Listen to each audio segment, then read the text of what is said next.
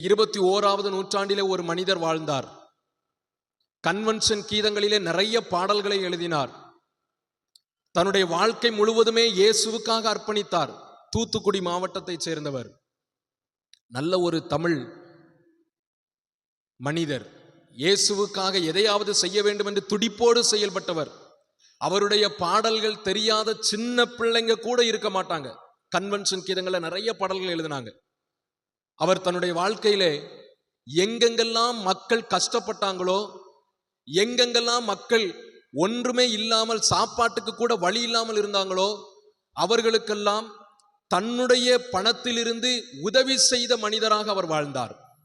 அந்த உதவியை அவர் யாருக்கும் சொல்லி காண்பித்தது கிடையாது. அந்த உதவியை ஒரு நாள் அவர் போட்டோ பிடிச்சு காண்பிச்சது கிடையாது. 21வது நூற்றாண்டுல வாழ்ந்தார். 2004ஆம் ஆண்டு டிசம்பர் மாதம் நம்முடைய தமிழ்நாட்டிலே ஒரு மிகப்பெரிய சுனாமி பேரலை தாக்கியது. நம்மளால் அதை மறக்க முடியாது. டிசம்பர் 26ஆம் தேதி, கிறிஸ்துமஸ்க்கு மறுநாள். அந்த சுனாமி பேரலை தாக்கிய சில நாட்கள், அந்த பேரலை, அந்த அழிவு, அது எல்லாம் தாக்கிய அந்த நாட்களிலே மக்கள் எல்லாரும் செய்வதறியாது திகைத்து நின்றார்கள். ஒருவேளை சாப்பாட்டுக்கு கூட வழி இல்லாமல் நின்றார்கள். அரசாங்கம் உதவி செய்வதற்கு முன்பதாக முதலாக இந்த மனிதர் போய் உதவி செய்தார். இது யாருக்குமே தெரியாது. டிவியில கூட சொல்லல. நிறைய டிவியில அந்த ட்ரஸ்ட்ல இருந்து உதவி செய்தாங்க, இந்த ட்ரஸ்ட்ல இருந்து உதவி செய்தாங்க, இந்த நிறுவனத்துல இருந்து உதவி செய்தாங்க அப்படின்னு சொல்லி டிவியில காமிச்சாங்க. ஆனா இவர் செய்த உதவியை யாருமே பார்க்கல. யாருக்கும் தெரியாமல் போய் செய்தார். யார் தெரியுமா? டாக்டர் எமில் ஜெபசிங் என்று சொல்லப்படக்கூடிய ஒரு மிகப்பெரிய ஒரு தெய்வ மனிதர். எத்தனை பேர் பெரிய ஆட்கள் நீங்க பார்த்திருக்கீங்கன்னு சொல்லி எனக்கு தெரியாது. மகிழ்வோம் மகிழ்வோம் தினமாக மகிழ்வோம் என்ற பாடலை எழுதியவர்.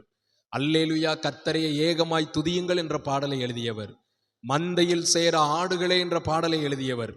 இப்படி கன்வென்ஷன் கீதத்துல நிறைய பாடல்களை எழுதினார்.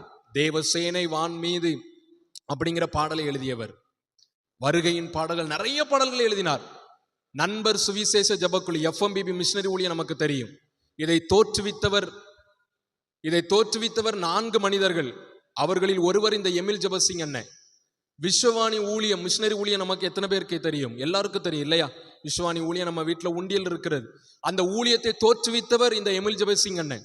ஆனா இவர் செய்த தியாகம், இவர் செய்த ஊழியம், இவருடைய உதவி யாருக்குமே தெரியாதுங்க.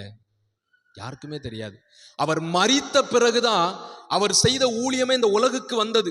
2013ஆம் ஆண்டு டிசம்பர் மாதம் 19ஆம் தேதி அவர் மரித்து போனார்.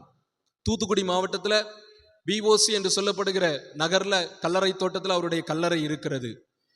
அவர் ஒரு மிகப்பெரிய தெய்வ மனிதர். அவர் மரித்த பிறகுதான் அவர் செய்த ஊழியங்கள் எல்லாவற்றையும் இந்த மக்கள் பார்த்தார்கள், கண்கூடாய் பார்த்தார்கள்.